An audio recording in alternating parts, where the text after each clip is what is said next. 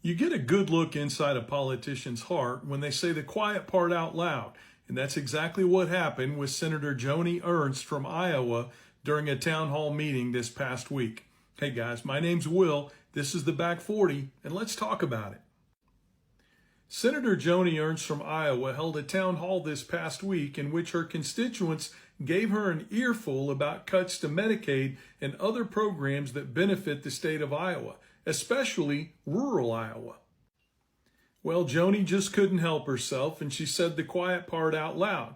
When a constituent raised the point that people could die because of Medicaid cuts, Senator Ernst said, well, we're all going to die someday.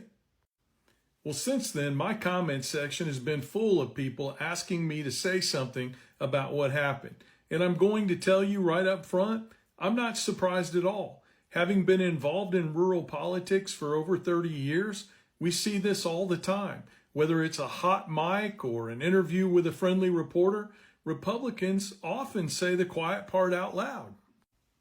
For instance, the Brennan Center did a great article on all the times Republican politicians have said that they're passing voter ID laws not to make voting safer, but to prevent Democrats from voting. Again, they said the quiet part out loud. And let's not forget the time when an ex-White House employee came forward and pointed out what everybody that worked for Trump in the White House already knew. The president makes fun of his MAGA supporters behind their backs, and he does it on a regular basis. Again, a Republican saying the quiet part out loud. And of course, if you ever wondered if Fox News was the bastion of independent journalism, let's not forget the hot mic that caught the president telling Fox News, say we did a good job after one of his cabinet meetings. And I know you're going to be as shocked as I am that that's exactly what they did. They praised the president's cabinet meeting and waxed eloquently about what a wonderful job he did and how well he works with his cabinet members. But this is the sad part about what Senator Ernst said, and that is that rural America is under attack and her state is a very rural state.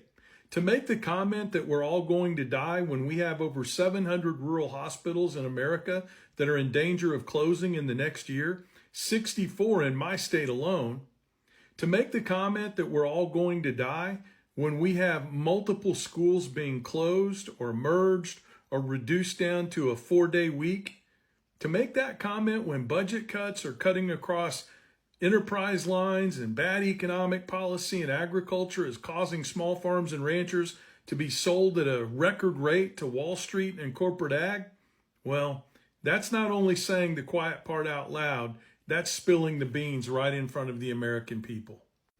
Now, I'm going to ask all of you, my friends in rural America, to contemplate for a minute what it means for her to admit that out loud in a town hall meeting, and then to double down with a pretend apology where she's standing in a graveyard. Come on, guys. Think about it for just a minute. She's not any sorrier than the fox is when he breaks into the hen house. And in closing, it's time we understand why. Because the people of rural Iowa are not her constituency. Now, yes, they vote for her on an overwhelming basis, but they're not the people she goes to work for every day. It's the very wealthy in this country. Why else would you cut Medicaid and programs for Head Start and SNAP and programs designed to feed people around the world with farm products that come directly from farms here in the United States?